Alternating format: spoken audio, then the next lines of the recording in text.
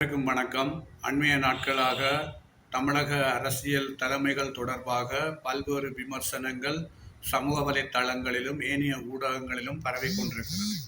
உண்மையாக ஈழத்தமிழர்களாகிய நாங்கள் தமிழகத்தில் இருக்கிற அரசியல் தலைமைகள் எவரையும் நாங்கள் ஒரு ஆளுங்கட்சியாகவோ அல்லது எதிர்கட்சியாகவோ பார்க்க வேண்டிய தேவை எங்களுக்கு இல்லை. எங்களை பொறுத்தவரையில் அங்கிருக்கிற அரசியல் தலைமைகள் எல்லோரையும் நாங்கள் எங்களுக்கு சாதகமாக அல்லது எங்களுக்கு குரல் கொடுப்பவர்களாக நாங்கள் மாற்றிக்கொள்ளக்கூடிய வகையில் அவர்களை அரவணைத்து பயணிக்க வேண்டிய தேவை எங்களிடம் இருக்கிறது. காரணம், நாங்கள் நசுக்கப்படுகிற இனமாக ஸ்ரீலங்கா ஆட்சியாளர்களினால் இங்கு 76 ஆண்டுகளாக அந்த அழிவுகளுக்குள்ளும் அந்த இனப்படுகொலைகளுக்குள்ளும் அந்த அடக்குமுறைக்குள்ளும் தொடர்ந்து இருக்கின்ற இனமாக இருந்து கொண்டிருக்கிறோம்.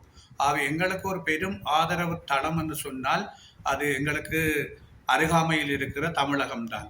அந்த தமிழகத்தில் இருக்கிற அரசியல் தலைமைகளை பற்றி இங்கு இருக்கின்ற மக்கள் பிரதிநிதிகளாக இருக்கலாம், ஈழத்தில் இருக்கிற அமைப்புகளாக இருக்கலாம் அல்லது தனிநபர்களாக இருக்கலாம், அவர்கள் தொடர்பாக பக்கச்சார்பான விமர்சனங்கள் வைப்பதோ அல்லது நேரடியான விமர்சனங்கள் வைப்பதோ எல்லாம் அது எங்களுடைய இனத்தினுடைய விடுதலை பயணத்திற்கு ஆரோக்கியமானதாக இருக்கப் போவதில்லை.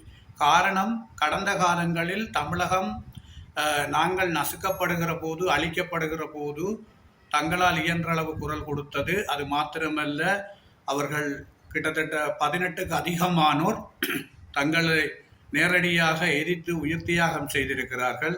அப்படியான பல செயற்பாடுகள் அங்கு அரங்கேறி கொண்டிருக்கிறது. அது மாத்திரமல்ல, யுத்தம் முடிந்த பிற்பாடும் ஒரு இனப்படுகொலை நடந்திருக்கிறது. இனப்படுகொலை நாளாக அந்த 18 பிரகடனப்படுத்த வேணும்.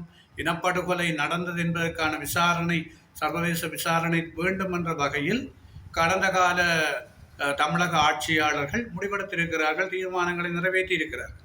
அவை அவ்வாறு இருக்கிற போது நாங்கள் துரதிர்ஷ்டவசமாக அங்கிருக்கிற தமிழ் தலைமைகளை விமர்சிப்பது அல்லது அவர்களை கீழ்த்தனமாக நாங்கள் வன்முறை ரீதியான சொற்பிரயோகங்களை கையாள்வதெல்லாம் உண்மையிலேயே அது எங்களுக்கும் அவர்களுக்குமான உறவுக்கான ஒரு விரிசலை உருவாக்கக்கூடியது மாத்திரமல்ல, அது அங்கிருக்கிற மக்களும் ஆதரவாளர்கள் மத்தியிலும் ஒரு வெளிப்படையாக அவர்கள் சொல்லாவிட்டாலும் மறைமுகமாக ஒரு விரிசலான கண்ணோட்டம் அல்லது மனநிலை உருவாவதற்கான வாய்ப்புகள் இருக்கிறது.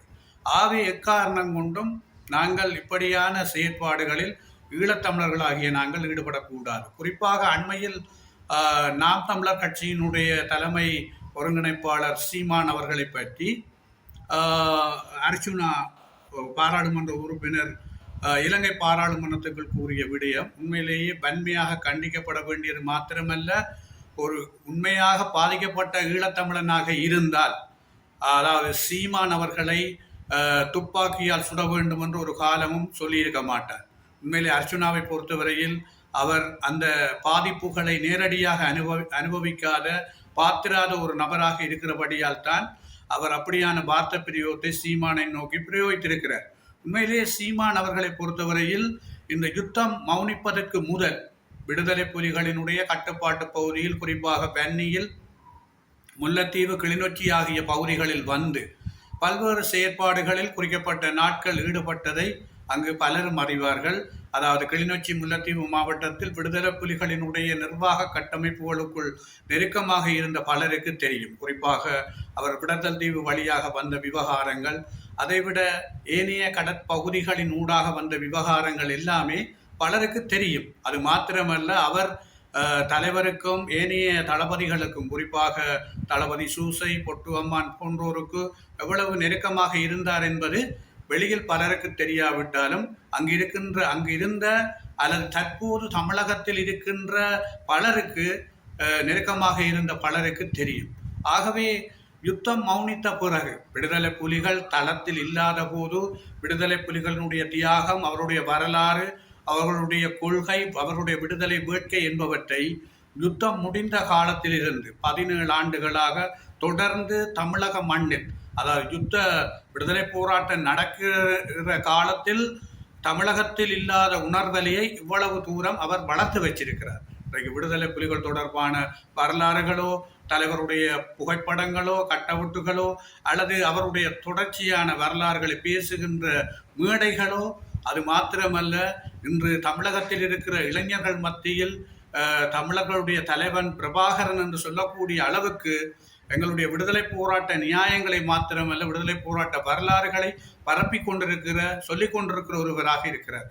உண்மையில் சீமான் அவர்களை பார்த்து இங்கு அவர்களை புரணி பேசுபவர்கள் அல்லது விமர்சிப்பவர்கள் வெக்கப்பட வேண்டும். அதாவது தாயகத்தில் இருக்கின்ற அல்லது புலம்பெயர்ந்த தேசத்தில் இருக்கின்ற ஈழத்தமிழர்கள் யாருமே முன்னெடுக்க முடியாத ஒரு பிரமாண்டமான பணியை அவர் முன்னெடுத்து கொண்டிருக்கிறார். உண்மையில் அப்படியான அந்த முன்னெடுப்பு எங்களுடைய விடுதலை போராட்ட நியாயங்கள், விடுதலை போராட்டத்தினுடைய வரலாறு, விடுதலை போராட்டத்துடைய கொள்கை போன்றன யாவும் அடுத்தடுத்த ஜெனரேஷனுக்கு, அது மாத்திரமல்ல தமிழகத்தில் இருக்கிற இளையோர் மத்தியில் பரப்பக்கூடிய ஒரு ஆளுமை மிக்க தலைமையாக சீமானவர்கள் இருக்கிறார். அதே போல அதற்கு வலை சேர்ப்பதாகவும் ஏனைய கட்சிகளில் இருப்பவர்கள் எல்லாமே இருக்கிறார்கள். இன்றைக்கு நாங்கள் அந்த தமிழக அரசியலுக்குள் உள்ளுக்கு இருக்கிற விவகாரங்களை வைத்து நாங்கள் விமர்சிக்க வேண்டிய தேவை எங்களுக்கு இல்லை. இன்று அண்மையில் அதாவது தாவேகாவினுடைய வெற்றியின் பிறகு அவர்கள் ஆட்சி அமைப்பதற்கு கை கொடுத்திருக்கிற திருமாவளவன் அவர்களுடைய கட்சி உறுப்பினர் வன்னியரசு அவர்கள் உண்மையிலே இப்பொழுது அமைச்சு பதவி ஏற்றிருக்கிறார் என்று சொன்னால், அந்த அமைச்சு பதவிக்கு வந்திருக்கிற வன்னியரசுவை வைத்து நாங்கள் எப்படி பயன்படுத்தி கொள்ளலாம் என்று தான் பார்க்க வேண்டும்.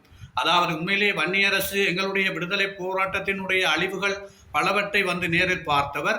அது மாத்திரமல்ல, அந்த விடயங்களை பற்றி மிக தெளிவாக முதலாவது கன்னி உரையில் ஒரு ஆணித்தரமான உரையை ஆற்றியிருக்கிறார். ஆகவே இப்பொழுது அவர் அமைச்சராக வந்திருக்கிறார், அது சமூக நீதிக்கான அமைச்சராக வந்திருக்கிறார்.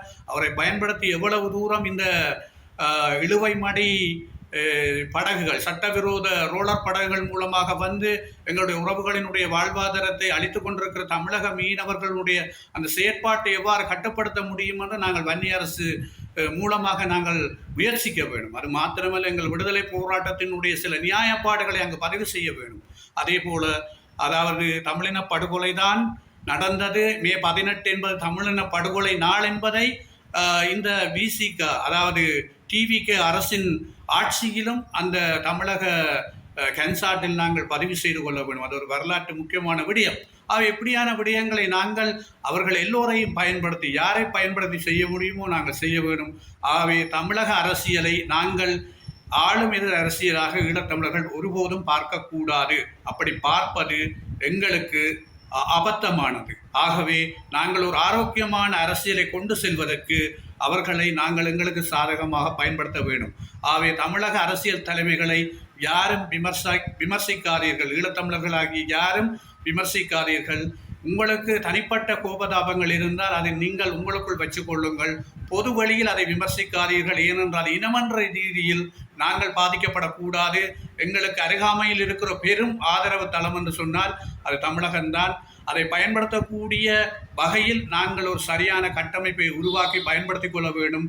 காலத்தை எங்களுக்கு ஏற்ற மாதிரி மாற்றிக்கொள்ள வேண்டும் என்று கூறி அனைவரும் தமிழக அரசியல் தலைமைகளையோ அல்லது தமிழக கட்சிகளையோ நீங்கள் விமர்சிக்காதீர்கள். அது ஈழத்தமிழர்களுடைய விடுதலை பயணத்துக்கு, நீண்ட விடுதலை பயணத்திற்கு அது ஆரோக்கியமாக இருக்கப் போவதில்லை. நன்றி.